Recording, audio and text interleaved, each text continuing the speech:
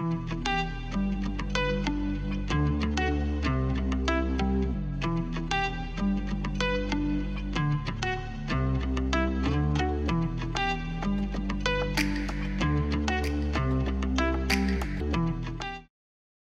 going to start with Kevin Deal, who started Upscale Audio in 1994, I believe, and has sold quite a bit of equipment, certainly in California, Southern California, and around the US.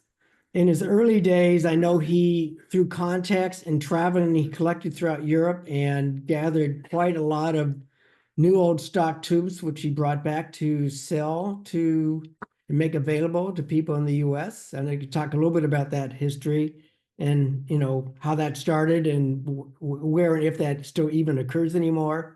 He certainly is known as a tube guru. Knows a lot about testing and tubes in general. So I'm going to let Kevin talk a little bit about the history of himself and how he got into this. And then I have a number of questions on the subject at hand about tube testers and tube testing, which I'll give off to him and he can talk on those as we go along. And then at the end, we'll make available time for everybody who wants to ask him a question. So Kevin, take it away.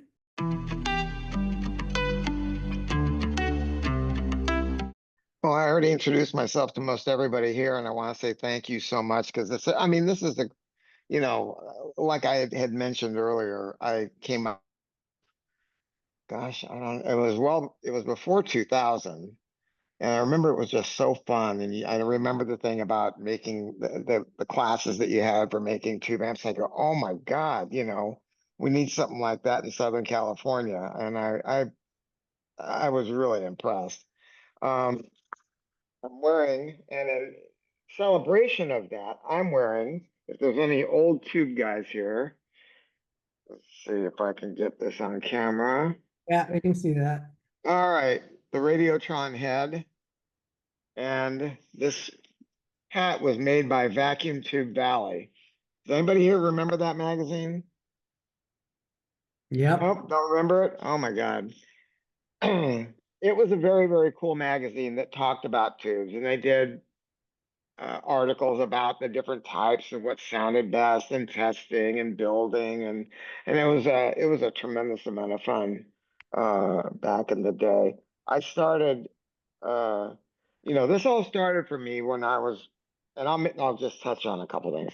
When I was about 16 years old, my one friend had bought a Sansui 9090 DB, and most people know what that is, right? That was a super receiver from the mid 70s or early 70s, really. And it was this new solid state thing, 125 watts per channel, blah, blah, blah. And I still have one. I actually have a couple of them, a Sansui 1000A. And that was the last vacuum tube receiver that Sansui made. And we had realized back then, when I was 16 years old, that tubes sounded so much better, so much better. It took FM radio and just, brought it to life. But I didn't really know why. Then I started working at a place that sold parts, Emmission electronics, and then, that was when I was 18, and then I've just stayed in it ever since, working through different companies that all went out of business. Cal Stereo, Mission Electronics, Federated Group, then lastly, Rogers Sound Labs, and that was my greatest experience. I learned so much while I was there. Howard Rogers, he's still alive now, and he is a great, great person. So anyway, I had an audio research SP9, the Mark I. That was a tube hybrid preamp, and it used, I think it used a single, or maybe it was a pair. It was a pair of 60 J8s. And I realized that I could absolutely transform the sound of that thing with just a couple of tubes. I mean, take it up. My whole system just went up like notches. And so I was trying to figure out why is that. And then I noticed that some tubes were branded made in England, but if I looked at how they were made, they looked like exactly like tubes that were made in Japan, including markings that were etched in the tube. I mean, just everything about the tube. And so I just spent years sitting on the sofa with my wife, who was very understanding, going like this with the tube in my hand, twirling them around and just looking at the etch codes. And if I couldn't see the etch code, I'd go put the tubes in the freezer. And when I would pull them out, then there would be some remnants of the codes. I mean, I was just bonkers about it. And then I started going around to all the electronic stores, tracking tubes down, going to the desert communities, this, that. Then I started going overseas. And I've been everywhere. I mean, Europe, Asia. I've been to Laos, Vietnam, Cambodia. Uh, I went looking at Burma, because I thought Burma, that's the one, because Burma was a closed country and it had a British heritage. And so I thought I would find a bunch of Mullers there. That's what I was hoping for. And I went through the electronics district, and they had one. People, they were refurbishing old Pioneer amplifiers and tuners. They have a brisk business doing that, and they prize that stuff. But I show them a tube. I go, "You see these?" Nope, nope, nope. So it was still fun, but it didn't come up with a single thing. But that's how we started amassing things and making connections over there to get tubes here. I've had people attempt to steal from me. In fact, this just happened a year ago. A guy had, I think, 1,000. I can't remember how many there were. Anyway, it was about $100,000, and I'd done business with this guy before. So I wired him the money. He said he had to get payment first, and he shipped me a big, massive box filled with weights. Oh, God. That's So sad. then I had to put my super stalker hat on and go figure out exactly where he was and who he was and what his history was. And I found out that he worked for the Canadian government. And I told him, I go, "Hey man, I'm making a video right now." And I showed him a thumbnail for the video, and it has his name, and it said Canadian thief. I said, "That's the video that I'm going to launch about you." And because he wasn't going to pay me back. I mean, the guy's had unbelievable balls to do what he did, but I ended up getting it back, and Mm. those things do happen. But most people are pretty. I cut people a lot of slack, and that's how my company started, was being stolen from. Did you guys ever hear of a place called Olson Electronics? You remember them? They were like Radio Shack. Well, they went out of business, and I found their inventory. It had been sitting for decades. And I went to buy it. I bought it by taking all the money out of my 401k and getting credit card advances. And I bought it, and I made a deal with a guy to sell it. I said, "Get me back my principal. And after we pay back my 401k and my cards, I'll split the profit 50-50 with you." And he stole from me. I had to fly up to Sacramento, have a big truck, got in a big fight over getting them back. I mean, it was ugly. I mean, that happened a couple times, and the bottom line is that's what forced me to open my company. I was going to be on the first series when the TV show Judge Judy started. No one had ever heard of it. It wasn't on TV yet. They reached out to me because they saw that I was suing the guy, and they wanted me to be on the show. I mean, it was just insane. But anyway, I had to run with it, and through that pain, which was tremendous pain, I ended up starting the company. So I think that's about enough out of the history of me, but it's a wacky one. So what were the questions that we had, if you don't? Sure. So I'll go ahead and start with that. So first question is, what are the different types of tube testers, like emission, mutual conductance, and those types that can actually adjust and put and adjust plate current in a tube to put it into real operating conditions like Amplitrex and so forth, I think Maxi Matcher. Maybe you could talk about, from the simple ones like the emission ones that you saw in the stores in the 1960s that all it says good, bad, that's it, right? And now, Right. and you could talk about the different types of testers and what each one can actually tell you or not tell you what, within the realm of that particular type of tester.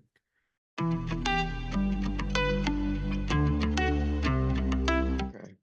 Well, emission testers are going to be like the old B&K. I don't want to bore you with all the model numbers. I can't believe I even remember them now. But Hickok made one called the 700. B&K made something called the 747. Those were really popular. But to get it, to get into a mutual conductance tester that gave you a little bit more, I'll put quotes on this, real world results. You'd have to go to like a Hickok or a triplet or the military ones. You probably heard of the TV7s. Those are very popular. Back during the military drawdown in around 1990, I had bought bunches of those down at a electronics flea market, and they were all like brand new. They'd been refurbished in the box from the military, just 100% like new. And those work great. TV7s work great. The TV, they had one that used cards. Those were a nightmare. Stay away from it. I'd probably say go with a TV10 or a TV7 or a TV10, which is the same thing but bigger. But the fact is, the results that they're going to give you are only relative. And if you're working with the typical kind of stuff, like 12AX7s, 12AT7s, 12AU7s, power tubes like EL34s, KT88s, and so on, I think that you're going to do better with products like a Maxi Matcher because they make the Maxi Matcher, then they also make a noise tester. We have a couple of them at the shop in my service department, and Well, they work Kevin, great. can you get a little bit more in the weeds and talk a bit more about like something like a simple emission tester? What is it? If you put a tube in it like a 12AX7, what is the most of an emission tester? How is it actually testing the tube? And how is that, let me think, and how is that different from something like a mutual conductance tester, which gives you more information, so that obviously has other properties of a tube that it's able to test? So between emission testers and mutual conduction testers, can you go a little bit into what are the differences between those two types?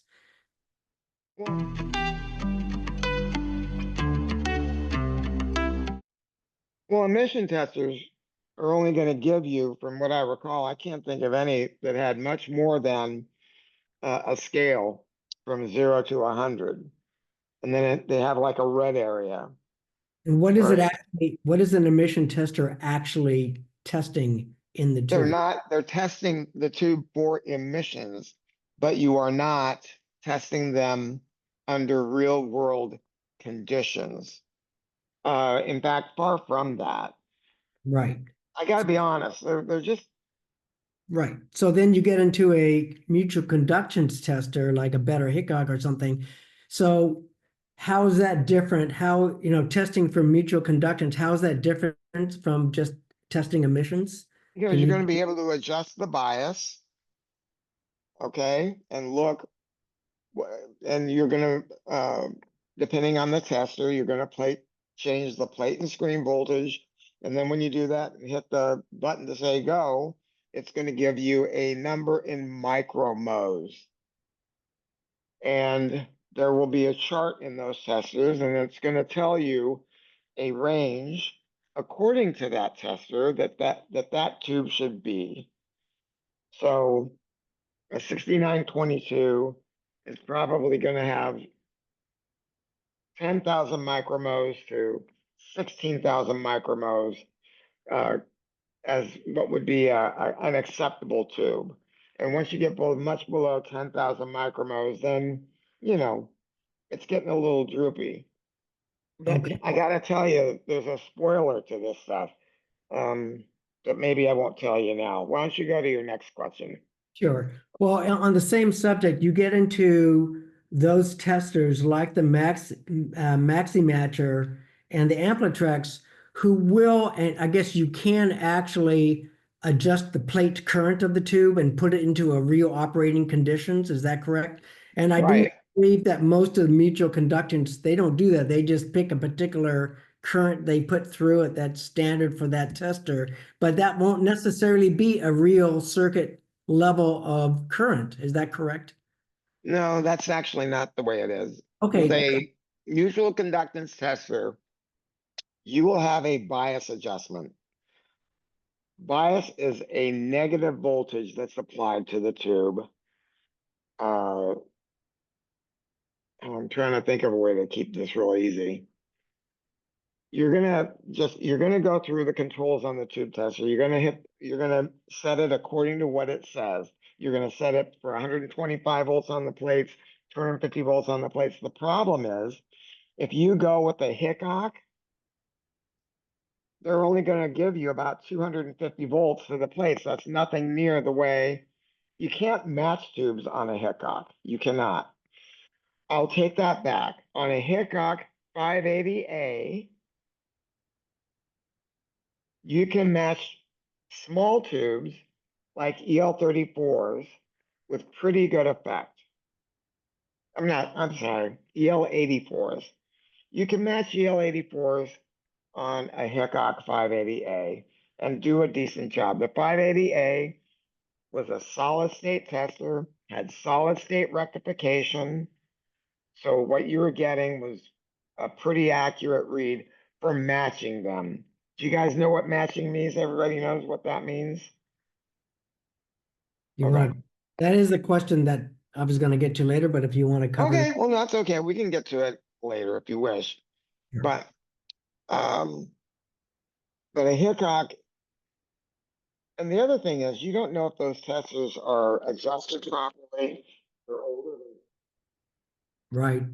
But that is one of my questions. So on that who's issue, got a mic on here? if one is going to buy a tester, if someone wants to have their own tester at home, whether it's a Hickok 700 series, 800 series, 5, whatever, or one of the military ones, but I'm talking about a mutual conductance tester, an older one from the 60s or 70s. If someone's out there looking to buy one, what other things they have to think about so they don't get screwed? They don't buy something that's, I mean, simple things like calibration and maintenance, whatever. So can you go a little bit about for the average Joe?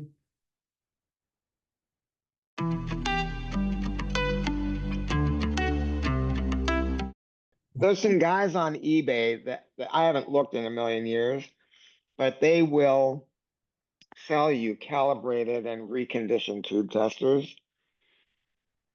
I don't know that I would bother that much. And You why know is what that? the best tube tester is? Your amplifier. Because the results of a tube tester, it's not going to tell you how the tube sounds. So Right. a preamp tube can be a little bit droopy, and you might think it's not in the greatest shape, but it could sound spectacular to you. And this really applies especially to vintage tubes. Vintage tubes, you shouldn't throw them away until you run them into the ground. I mean, make sure they don't sound bad. And you have to look at the amplifier that you have. An example, a Prima Luna integrated amp, the center two tubes are going to be the gain tubes on every Prima Luna product. The ones in the very center are the gain tubes. That's where the rubber meets the road. The other tubes are going to be either a driver tube for the power tubes, or they're going to be maybe a cathode follower in a preamp, and it's going to be less picky. So you want to put your best tubes, your quietest tubes, into your preamp or into your power amp in the gain position, and you can usually figure that out. It isn't too tough to figure it out. It's going to be a 12AX7 or a 12AU7 or a 6922 or a 6H30. Okay. If it's anything other than that, it's doing a different job typically. And so especially with vintage tubes, I would use them until they don't sound right. Go get a brand new tube, plug it in, let it burn in for $500 because tubes are very unsettled when they're new. Even if you just ship a tube, this is what I found, that they are very unsettled. And if it's a used tube, I would leave it on for a couple of days and make sure it's settled. If it's a brand new tube, I would give it at least 200 hours, more like 500 hours, to let it get into its groove. And then I would compare it to the tube that you're thinking of ejecting. Mhm. If it sounds a lot better, go. If it doesn't sound a lot better, then keep running the old tubes and get everything that you can out of them.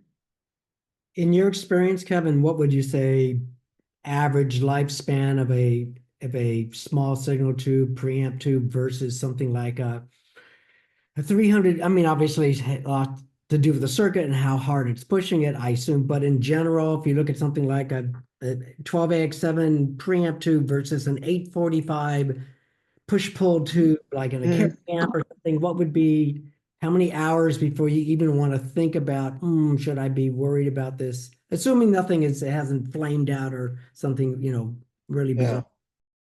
bizarre. Well, today, the tubes that are made today, I think that the Russian tubes are really the longest lived, um, the best quality, the most consistent, and they wear like iron and they sound great. And if you put in a Russian 12AX7, you should get close to 10,000 hours out of it. So, And and I've seen cases of people with old Telefunkens, and they seem to get twice that. how about power tubes, like either 6550s, KT88s, 845s, things? This is a great topic. This is something that is really worth talking about.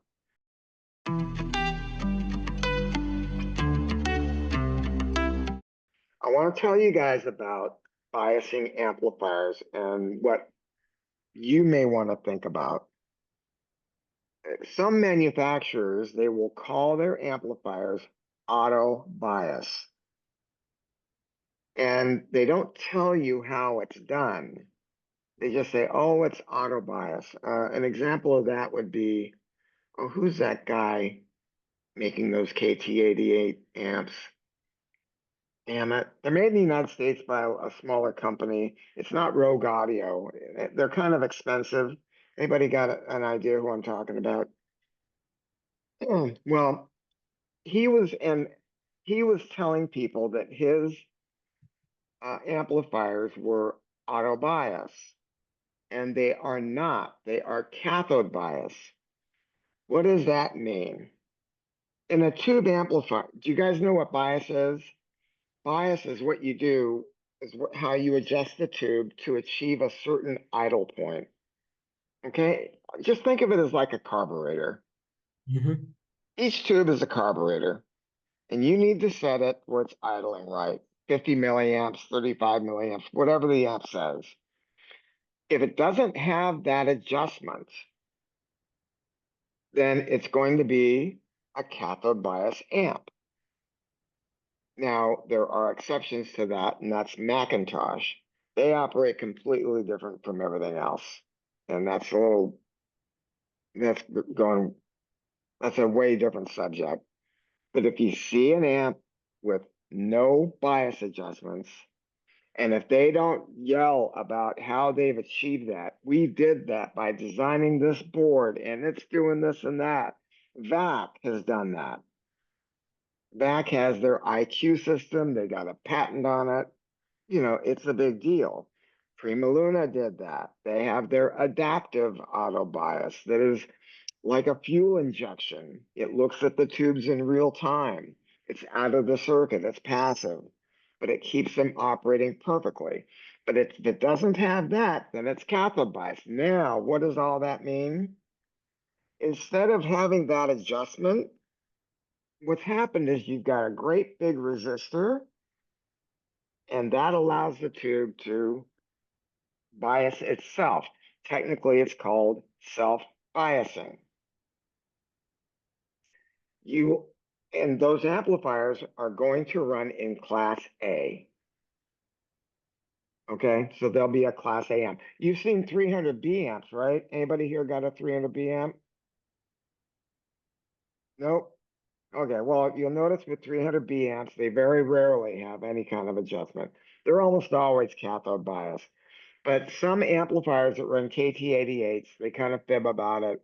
The only problem with cathode bias is that not most of it, 1/3 of the power goes up in heat because it's inefficient. So you're going to lose 1/3 of the power going up in heat. They run in class A and they run the tubes pretty hard, typically. So I don't know if you got anything out of that or not. Yeah, but so for amps that are not self-biasing, where you do bias it yourself, but for the manufacturer, the amp manufacturer's recommendations, and you're on top of that, and and you keep to their what they recommend. Again, looking at lifespan for a typical power tube, whether it's a 6550 KD88 or maybe a bigger tube like an 845, how many hours would you say is on the average? Is that a fair question that you?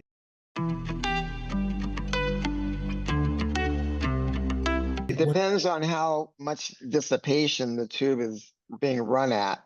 So a designer has a choice, and you can go look this up and you can kind of see what this oh God, I forgot the term for it. Safe operating. Mhm. Anyway, the harder you run the tube, the shorter its life. That's just the way it is. So they're not going to tell you if they run the tubes hard. They're not going to tell you. But you can talk to people and you can kind of find out.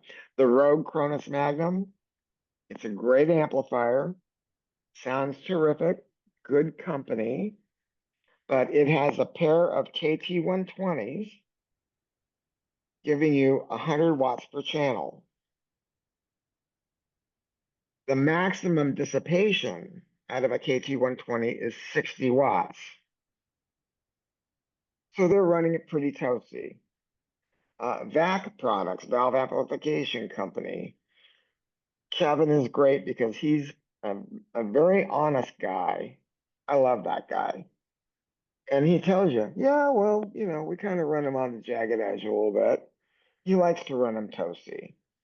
So some companies you're going to get 2,500 hours. I had in a Prima Luna, they only dissipate 21 watts out of a KT120. That tube is barely running. It's not distorting. It's not experiencing crossover distortion, but the tubes are being run cool. You can put your hand close to the amp and feel that. And because of that, the tubes will last much longer. I had a guy who he didn't know what he was doing and he left his amp on 24 hours a day for 6 months. And so that was like 8,600 hours. And I freaked out when he told me. I said, well, I'm going to send you a new set of tubes because I thought they must be worn out. They tested at 90% of new after over 8,000 hours. Right. And that, I think, gives you some proof about the benefit of tubes running kind of easy. Now, some amplifiers are going to have a bias adjustment for each tube, and that's the nicest way to go. Some manufacturers are like the older audio research amps. Not so, I don't know if they're doing it much today, but in the day, they had one bias adjustment for a pair of tubes. So the tubes had to be really tightly matched. And then some manufacturers, or well, audio research, again, they had one bias adjustment to control four tubes. You gotta have four tubes that are matched within 0.3 milliamp each, according to their specs. And, that's always kind of I think that you don't have to have them that tight, but audio research tells you that you have to have them that tight. But the problem is they charge you 3 or 4 times what you should pay for the tubes to buy their tubes, right? So they're kind of putting the fear of God in you a little bit to get you to buy tubes from them. Somebody put a chat up there. I didn't see it. Man, look. Chat question was, someone just said you can run an amp at a lower bias and get longer life as the oh, can you run Yeah. an amp at lower bias to get longer tube life but sacrifice lower output tube power? Yes. 100%. And you could also run them hotter. But the thing Sure. is, you are not going to get more power by doing that, really. What you're doing is just running the tube hotter, uh, and hotter and hotter and hotter. But as you do that, you're going to, maybe decrease life just a little bit. And some people like that. But I have people that have, some experience with tubes and they go, man, I don't want to pay for tubes. So what I do is I run them a little bit cooler. If it says uh, 50 milliamps, I'm going to run them at 40 and I don't hear a difference. So that's fine with me. So that's a good question though. Yeah. Let's get back to tube testing a little bit. So can you touch upon the different individual parameters when you're doing tube testing, such as gain, shorts, gas, and maybe a little brief description, and transconductance, a little description of what each one of those mean? None And of these, none of these testers test for gain. okay, They all test in micromodes, which is, transconductance. If you want to test for gain, I would not be that worried about it, except in certain circuits, but there's no way to test them for gain unless you have like a K Labs, a small signal tube checker. He gave you the ability to test for gain. Um, what else did you want to ask? I'm sorry. talk about shorts. So if you're testing a tube for shorts, and in that Well, case, I think it's all or none, right? Either it shorts or it doesn't. It's not like there's some short, or is that wrong? I don't know. That's why I'm asking. yeah, no, that's okay. Well, if you get a really good tester, sometimes you're going to have a little bit more. You can have a little bit more leakage at times, and but it's not technically a shorted tube. So Can you, that's you a could tough one. explain what leakage is to our members? Between the elements of the tube. So in Okay. a KT88, you or an EL34 is a pentode. So there's 5 elements to the tube. If you have a little bit of leakage, you can end up having a short, and depending on what kind of short you have, you know, if you have a short between what's called the heater and the cathode, that can be nasty. But most of the time, well, I mean, I don't want to say every amp is different. Some amps don't have any protection. They don't even have a fuse in them. Right. Audio research didn't start using fuses until just recently. Hmm.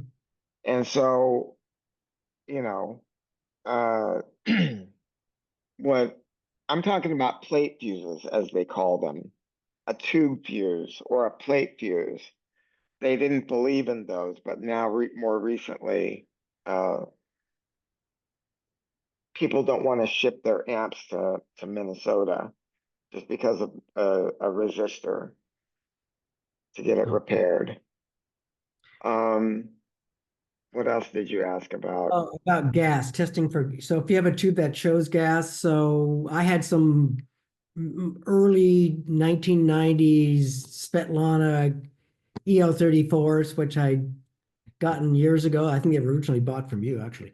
Anyway, and they had many, many hours on them, and they were in an amp, and it was kept burning out a fuse, and it turns out a couple of the tubes were very gassy, and they would do a runaway, and then Mm, right? So mm. so then I retested them on a I think it was a 700 series Hickok, and a lot of them did not show any gas, and some of them showed just a little bit of gas. So my question is, can you explain what is gas? And then is any gas allowable? How can you tell if you tested for gas when you should risk putting it in your circuit or saying, nope, this one is done with?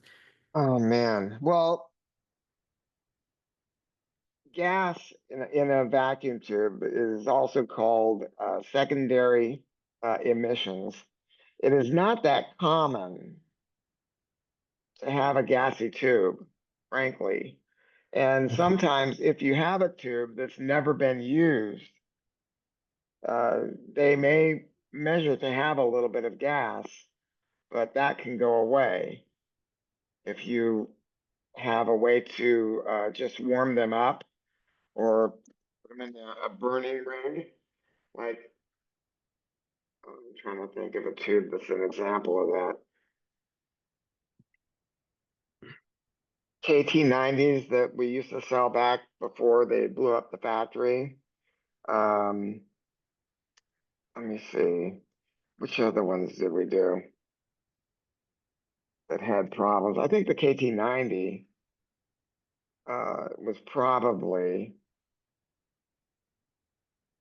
uh, the only one that I can think of that really had problems. I was surprised that you had a problem. I would just say if you end up plugging it in, keep an eye on it because what they'll end up doing, secondary emissions, that's what can cause them to run away. So, well, so it's not true that certain tubes that once they get really long in the tooth and you've been using them and they're moving towards the end of life, that they will tend to develop secondary emissions or gas? That's Yeah, not just old power tubes have a tendency to just lose their dynamics. You know, the base will end up not having as much impact. The top end will start sounding a little bit more shut in. Typically, they die gracefully. okay. Okay. So is it even worth testing for gas or paying It, attention to that it's such a rare thing. Okay. So, because I know on this Hickok that I was testing on, you set this parameter and then you hit the button and you look for the needle to move a little bit and it Right. would Mhm. move. And some of them it didn't move at all, and some of them would move just ever so little bit. And the question is that even mean anything? I don't think it's an issue. I mean, gassy tubes just it's not something to worry about. I'll put it that way. Okay, thank you for that. Okay. Um, Here's another question. So, can a tester of any type actually tell you if a tube is new old stock? I mean, because people will put it out there. It tested new old stock. So this is a new old stock tube versus a pulled tube that has some hours on it, but it's still testing at 99, 98, 99. or almost 100% of what.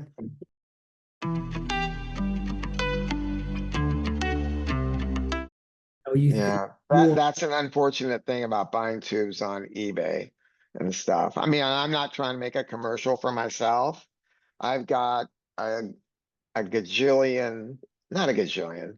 I have bunches of Amperex 7308s that are all pulls, and they may well test good for transconductance, Mhm. but they might be noisy because back in the day, 7308s were using these old Hewlett Packard, uh, um, uh, well, Hewlett Packard, I mean, they made a ton of different things, and they had a tendency, for whatever reason, to just trash the tubes for noise, and maybe not so much for GM, for transconductance. So buying a tube from eBay, the one thing that you can do is you can look for shadowing on the bottom of the tube. If it's a small signal tube, you'll Can you see explain burn marks. burn marks? Okay. Yeah. Yeah. And then I'm trying to think of what you would do with other tubes. You know, with power tubes, uh, they would have like old Genelex KT88s. The getter up on the top, it won't be full. You know, it'll start shrinking as time goes on. So that's one indicator of a worn power tube. If you're talking vintage tubes. Right. So if you have vintage tubes and you either test it yourself or you trust the tester and it's testing within a small percentage of what you would think a new old stock tube would be, whether it's a real new old stock or a pool, it may not make that much of a difference. Is that a reasonable statement? You don't know where these tubes have been. I Right, mean, unless they've been bought in a carton of 100, or right. that's how I sell tubes. Like, we typically didn't put things up on the website unless I had hundreds of them. So Muller 12AX7s, vintage ones, you know, I have the master packs from the Royal Air Force, with even the military base in Carlisle, Cumbria. I mean, it says right where they came from. And so I know that those tubes are new because they were in a sealed box. Outside of that, you don't know what's happened. Sometimes people would pull tubes out and put another one in. They go, okay, this one is trash. So I'll replace it and I'll put the old tube because I want to hold on to it. So you're not going to know. If somebody tells you the test equipment that they have, like I've got an Amplitrex and it measures at such and such, they could say, this is what I'm guessing. This is only a guess. They could say that it measures new old stock. It measures new old stock. Well, what does that really mean? Remember, I told you earlier that a Hickok would probably measure a 6922 to be good between 10 and 16,000 micromos, right? If you have one that is at 10,000 micromos, I would not call that necessarily a brand new tube.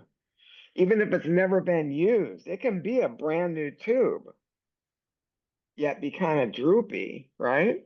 I mean, sometimes they're just not that great. Every tube is a living thing. Every tube is different, each and every one. And that's why I gotta say something. I love uh, the factory over in Slovakia, JJ. They're doing a Mhm. great job. But I gotta say something about the Russian tubes. Man, the factory is owned by Mike Matthews. It's American owned, right? He owns the factory. He knows how to run it. He's been in the business forever. So you're talking about electroharmonics tubes. You're talking about the Muller reissues, Gold Lion, Sovtech, all of that stuff. He really makes great stuff, really. Mhm. Okay. On the subject you were just on, let's talk about, can a tester tell you anything about the lifespan of a tube? Let's say I'm talking about a pulled tube. You get it, the recommended, best rate at 100%. If theoretically it was a new old stock tube, it'd be measuring at 16,000, whatever, and or maybe it's a whatever kind of tube. Can a tester tell you that this is moving towards the end of its life? It may still sound good, but it's still moving towards the end of its life. Or do tubes tend to run great and then bang, they just drop off the end of a cliff and you won't know to the very end when it's going to really sound horrible or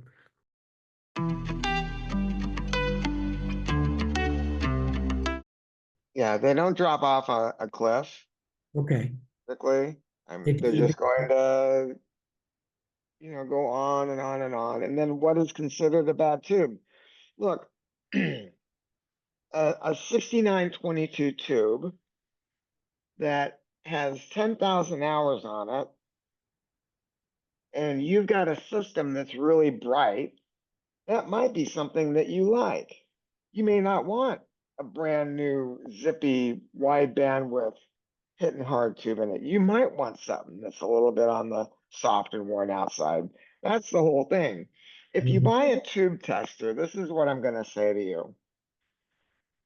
There's nothing that is in those numbers. If you buy a mutual conductance tester, assuming it's working right, you will get numbers from it. But what do those numbers mean to you? And trying to think of a way to put this to you. The real tube tester that counts is your own ears, like I said earlier. If you think you're getting to that point, if you put them in your tube tester and it's supposed to be a minimum of 10,000 micromodes and you're below that, then you might say, you know what, okay, I'll get another set and I'll plug them in. I'll leave them in there for a couple of weeks, see how it sounds. I'll put my old ones back in, and if I can get more out of them, then great. Does that make sense? It does make sense. Yeah. And the other thing is, tube testers, one after another, they might be off by 10% to each other. Now, I'll say one more thing because you asked about, is there a life test? And there used to be a life test setting on tube testers, and I'm trying to remember which model numbers had it. Oh man, taking me back. I gotta be honest. I think the Hickok 533 had a life test on it, and all that meant was it dropped the heater voltage by 10%. So like a 6922 has a heater voltage of 6.3 volts. If you went to test it for life, it would lower it by 10%. And I forget what you were supposed to do. You were supposed to find out whether or not once you push the mutual at the test button, did the needle start to drift down with reduced filament voltage? Okay? Because you're not running as much filament voltage as the tube needs. That might tell you that tube is starting to get old. But your mileage may vary, which is what I always want to drive home with this stuff. Okay. Okay. Is there another question? Hang on here. I got my old man eyes here. Yeah, well, don't we all? Oh no, I love this. No, that's cool. Brian asks, what about rectifier tubes?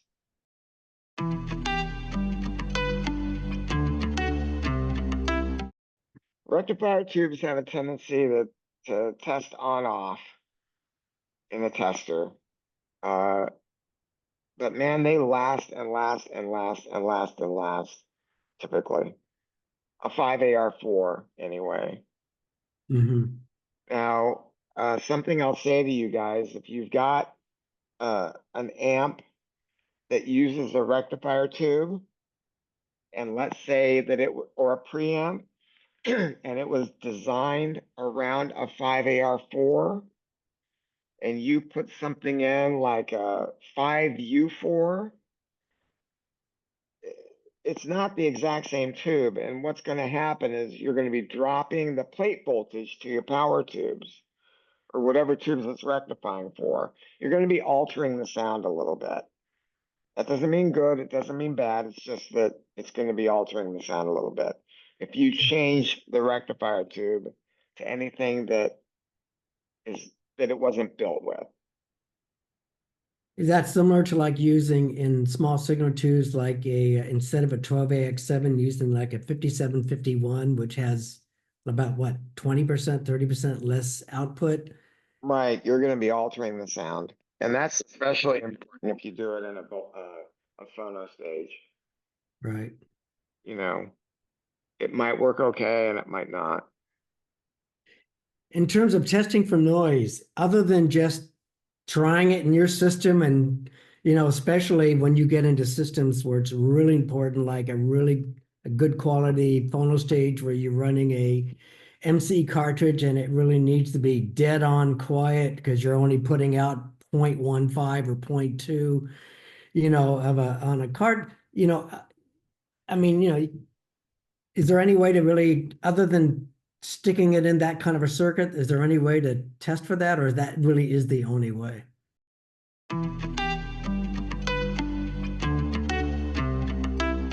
Well, that's going to be the biggest. If you've got a phono stage,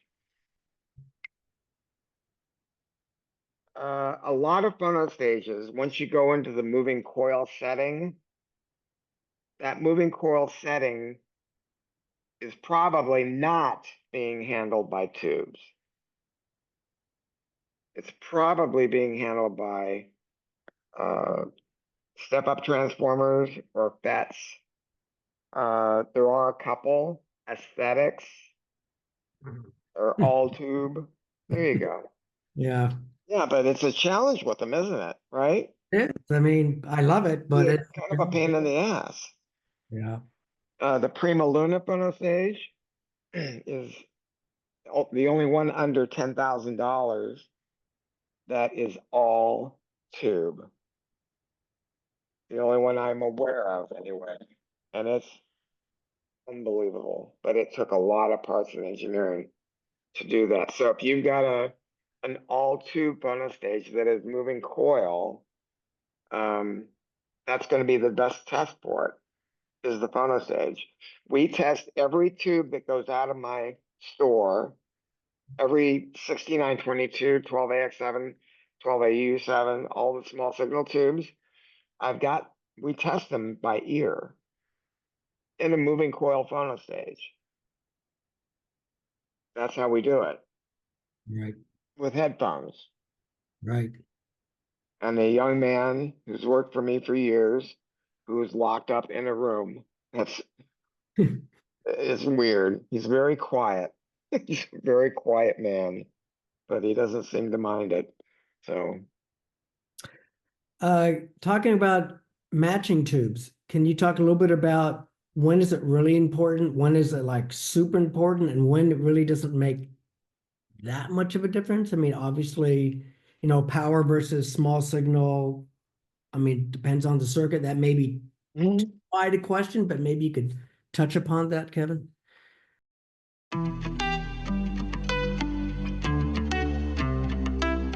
Well, it never hurts to have everything lined up. It doesn't hurt if you have a dual triode tube. It depends on the product. And I only know this so I can speak for a Prima Luna. In a Prima Luna, there's two halves to the tube, right? In a 12AU7. But to avoid the problem, Prima Luna wires them in parallel to each other. So if one triode starts getting a little droopy, you're not going to hear it. Okay? So some products are going to be more susceptible to issues, but I don't know that I would worry I mean, I have customers that drive me crazy. And frankly, we have to cut them off sometimes because they really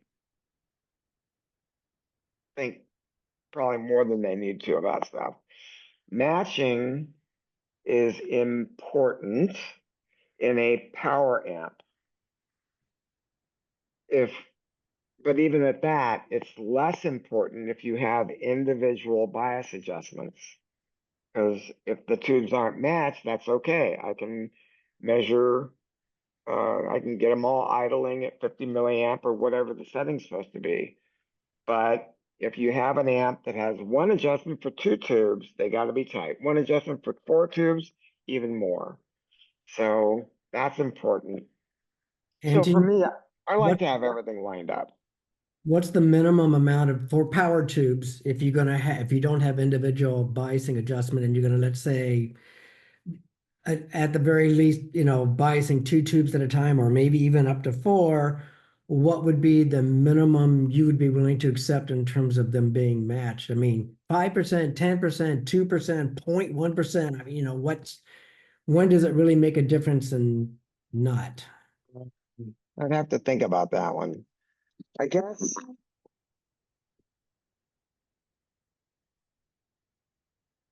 it depends on if we're talking about being matched. There's two different ways to do the numbers. One of them is the amount of negative bias with a fixed current rating, or the other one is uh, you. So in this case, you would be measuring with the amount of negative bias. The other one would be a fixed bias, and you're measuring the current. We like to do it by measuring the amount of negative bias, and we like to keep it within well less than a volt. And so it depends on the amp. Some amps that were made a few years ago, the Audio Research VT100 was just a difficult amp. And now they have these great big things that got, you know, 18 tubes in, and the more you have, the more work it's going to be. So I don't know if I can even answer that and be Oh, honest about it. I'd say it'd be nice to keep it under 10%. okay, okay, fair enough. Um, so considering, I read just wrote this question before you got on. Considering geopolitical realities affecting new to production and accessibility, current worldwide availability of actual NOS tubes to people like you who know how to find them. What does the future look like for the availability of tubes to supply current and future tubed audio equipment?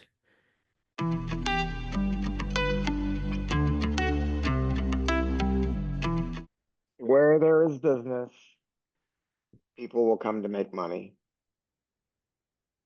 Okay. So I wouldn't worry about it. Look, our business, the guys that are on this screen right now, this is a drop of water compared to the pro audio business. Do you know how many guitar players have tube amps, Right. or two or three or five or 10 tube amps? Fender, I've supplied Fender a million years ago with stuff, and I mean they're just big, right? I mean there's a lot of demand for tubes. So I don't know that I would worry too much about it. I've told people that when the war started, you know, uh, that everything will end up working out. The prices have gone up because of the tariffs, but who cares? How often are you going to retube your stuff in the next 2 years? Right. Right. So you talked about the Russian tubes, especially those factories run by that American who knows how to run a business. Any thoughts and comments on any of the current stuff coming out of China, whether it was Pisvane before or the people who came out of Pisvane and started, forget the name of it, but I know Grant Audio has been pushing their tubes, but whether it's Yeah. Pisvane or Shung or any of those coming out, I've heard some stories about very poor quality control, and you buy 100 tubes and you end up 30 of them or 25 of them will be horrible. I don't know if that's real or just people who don't like things coming from China or whatever. Any comments on tubes coming out of China?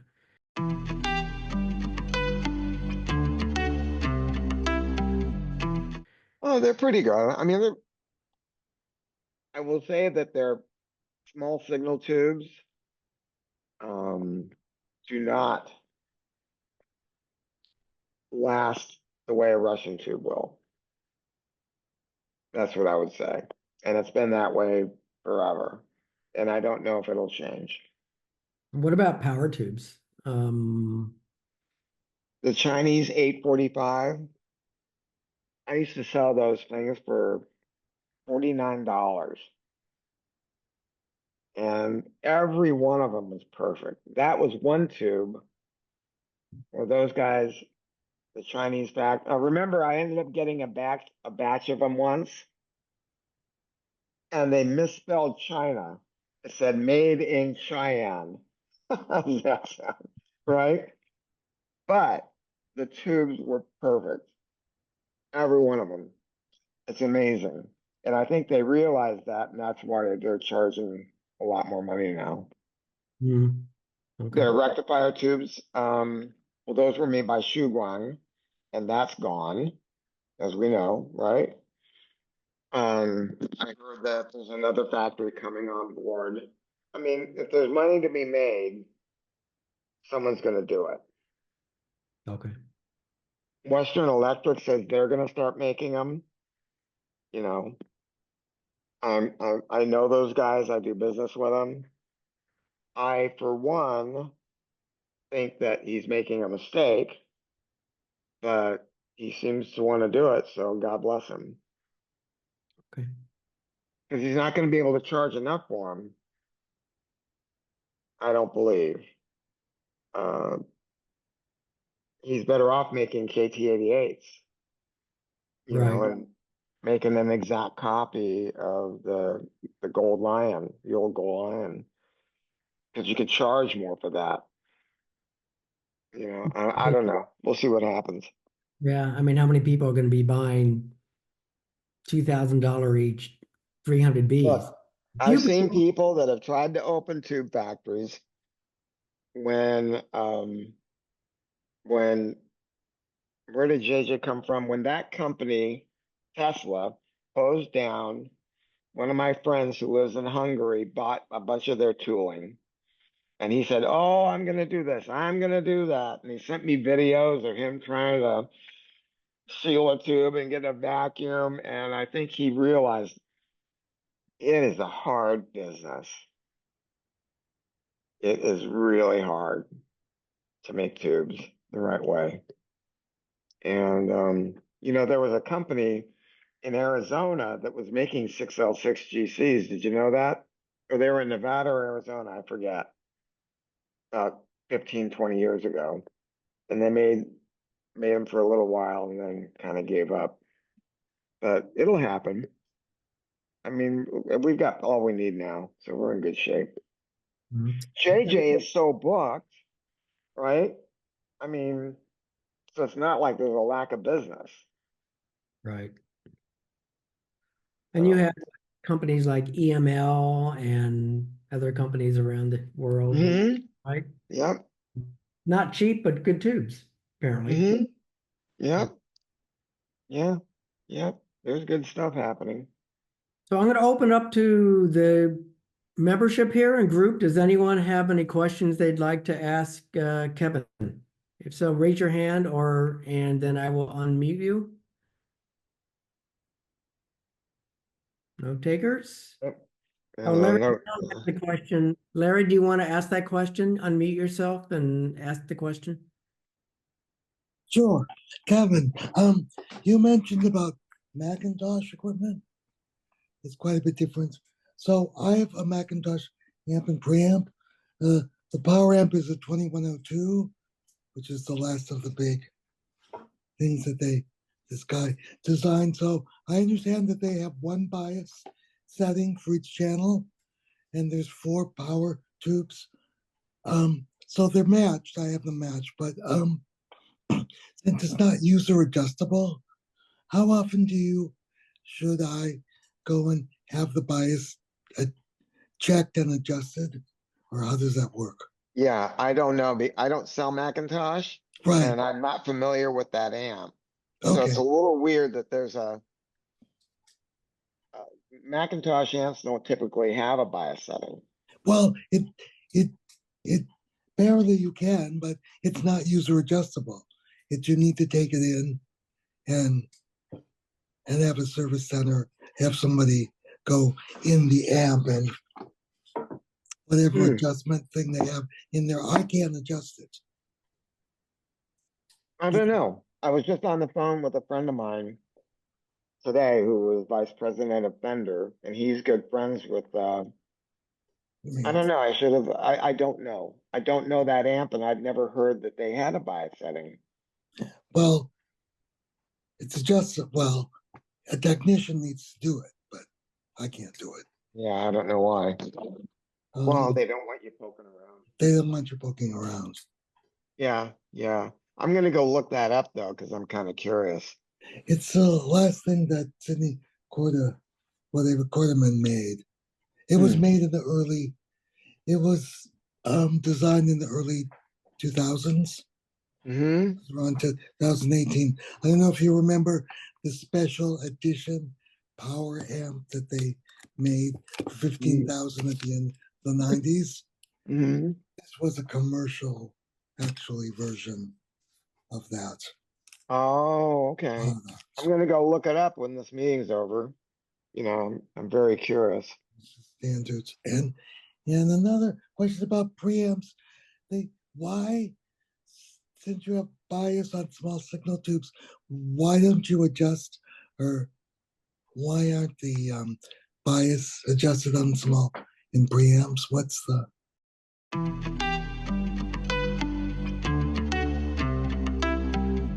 I don't understand. Because they are only supplying voltage.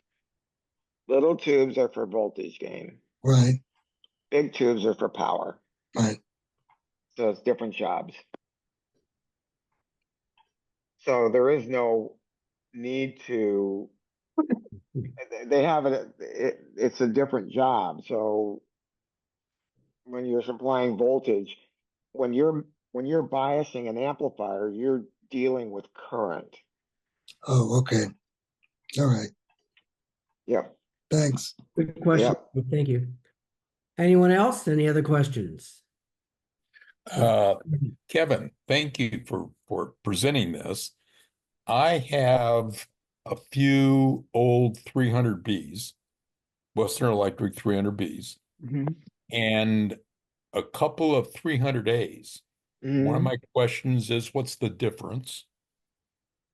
And the other one would be, I have one of those old military tube testers, and what should I look for when I test them?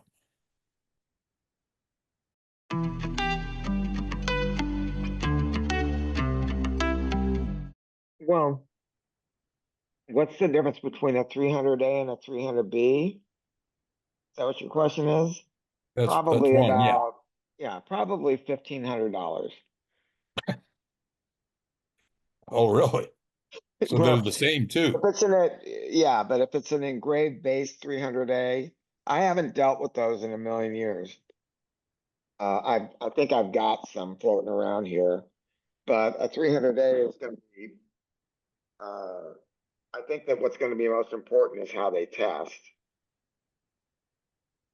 So Okay. And that was my other question. What do I look for when I test them? I would have to, I don't know, because you'd have to look at, it would be nice if you had, every test is different. That's the whole thing with this. So there's no number I can give you. There's nothing I can give you. If you have a known new tube, a known new tube, you could look at that one and see how close the other ones are, I suppose.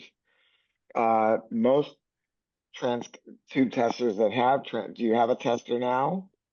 It's one of the military ones you were talking about, the AD7 or something like that. Okay. TV7. Right, so that's gonna give you just a number from 0 to 100, I think. Uh, that's a real tough one, partner, because it's probably not a calibrated TV7, and even if it was, those are gonna allow you to have a relative idea of quality between tubes. I don't know how else to put it, because Mhm.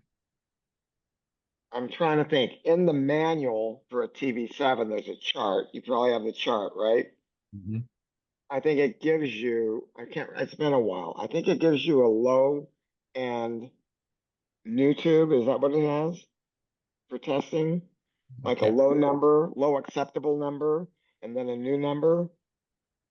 I don't know. It's been a long Okay. time since I looked at it.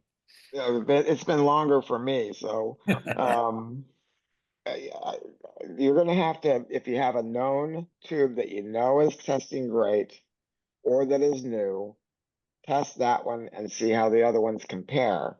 And all of that's going to be kind of a wild ass guess anyway. You know, if you are looking to sell them down the road and you want to get the most money for them, I would uh, buy an Amplitrex. That way you can Amplitude. supply, yeah, you can supply numbers that are understood by other people that have an Amplitrex. Because that's the gold standard now. Amplitrex is the shit, right? So Okay. if you have an Amplitrex, then you'll be able to test them and tell people exactly what the measurements are, and that will determine the value of the tube. With the Western Okay. Electric. Hey, Bill, I would mention that I believe that the California Historical Radio Society, they have quite a number of tube testers, from simple ones up to professional ones that were used for the recording and radio stations. And they may have an Amplitrex, I believe. And if Hmm. you join their membership for $40 a year, you can take your tubes down there and they will work with you to get them tested. It's a great Hmm. resource. So Well, this, Amplitrex tube testers are in production now. yes. We have a couple of them. They're $3,000. I think that you can buy, I just saw recently there's a Chinese knockoff that you can buy, but I have no idea. I know nothing about those. But anyway, when you decide to sell them, that might be if you're trying to get the most money for them, that might be something to do. I just saw Okay. Lance Porter in our group has an Amplitrex, so you might want to offline reach out to him. I don't know if he's willing to test for other people in the group, but he did put it out there that he owned it, so that's on you now. Oh, There you go, okay. Lance. Lance is rocking it if he's got one. I mean, they are really well done. I mean, they Yeah, know what Hmm. they're doing. okay. Any other questions? Oh, let's see. Brian D. Moss has raised hand. Okay, Brian, do you want to unmute yourself and ask your question? Yeah, can you hear me? Yes. Okay. I'm a member of the Radio Society, and they had a tube testing festival. And the reason I went was because I was trying to get a handle. I got some. I'm a firm believer in keeping spares around. So I'm just wondering what these numbers mean on this box. I got some spares for my Prima Luna, and it says transconductance and bias and this G2 number. Um, and usually when you get some tubes from a reputable place, they have some numbers on the box. And I was just wondering what the numbers were.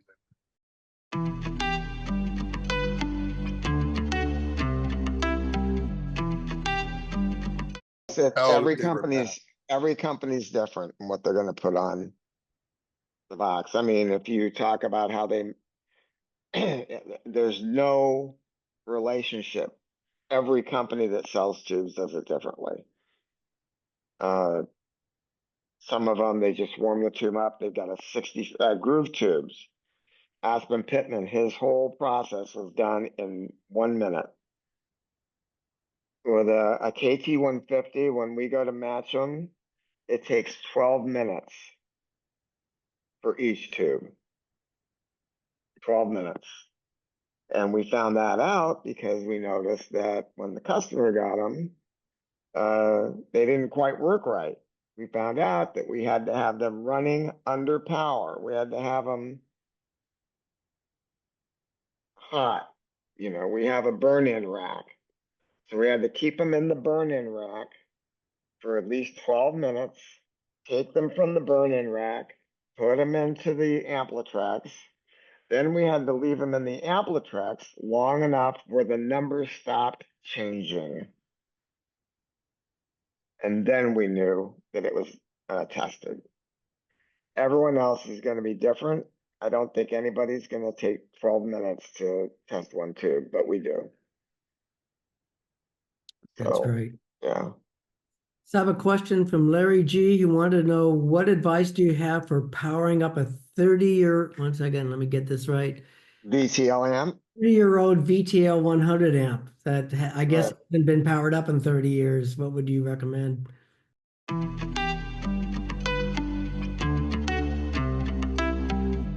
Bring it up on a variac. I mean, everyone knows that one, right? Don't, just be careful. Be careful and make sure that because they don't have any, they have manual bias adjustments, so you got to make sure that the tubes are in there are good tubes, hopefully. And then as you warm them up, start getting your multimeter out and looking at the tubes to make sure that they're not running away or running too hot, and you should be okay. But I'd bring them up real slow on a variac. Over, you know, I mean, it doesn't mean you have to sit there and babysit it for a day, but I would have to say just turn it up a little bit more over an hour. Start low and just start creeping up. That's good advice. Any other questions?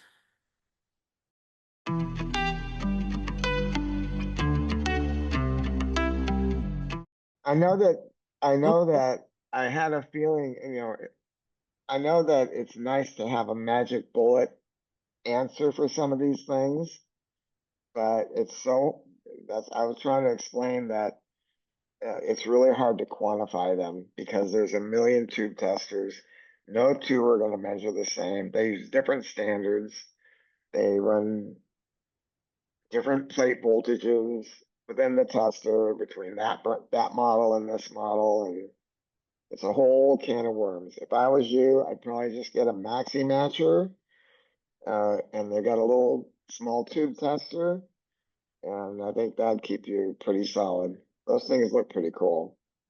How much are the maxi matchers compared to the Amplitrexes? Oh, they're a fraction. Amplitrax is some pretty sophisticated stuff. I can't remember. I think they're $800 or $900 each.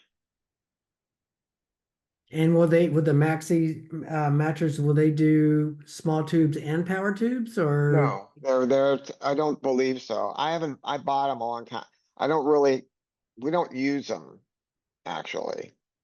Fair enough. So we use something that we had built. And we also use an Amplitrax for certain tubes. Sure. So, but you can go to their website and it'll tell you how it works. But they make cool stuff, I'd have to say. Okay. Yeah, I think we are at almost an hour and a half in at 2:30. There's no more questions. I'm going to thank Kevin very much for answering our questions.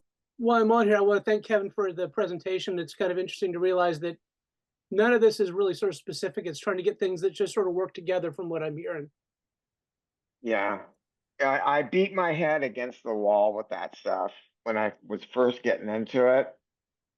I just thought, well, no, there should be a standard. There should all, you know, and there isn't. And I just found that out from just owning like about every tube tester under the sun over the years.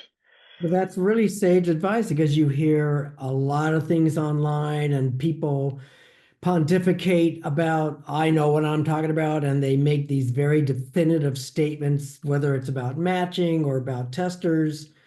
And as you said, it isn't necessarily, there isn't one. Well, the old stuff just wasn't made for that. Like an RCA WT100A, I've got one of those laying around somewhere. Maybe you could match tubes on that. But outside of that, if you got a KT88, you're not going to get an accurate match of a KT88 on any of those testers. They didn't have regulated power supplies. I mean, it's just, it doesn't work. Does not work. So anyway, Well, on that note, I'm going to close this out. Thank you again. yeah, And I got something I want to show you. The please. spirit of San Francisco. Is it here? Oh, there it is. Very There nice. it is. That's an original first printing. And those are unused tickets. Oh, shit. Oh, Those are unused tickets. That's Damn a it. beautiful Rick Griffin. Isn't that great? Yeah. Yeah, I was love his crazy work. for that stuff. Crazy for it. Anyway, I really appreciate you guys. You got a great club. I don't know if I helped with anything or not, but I took no, a that was shot. very helpful. That was great. All All right. right. Adios, everybody. Thank you.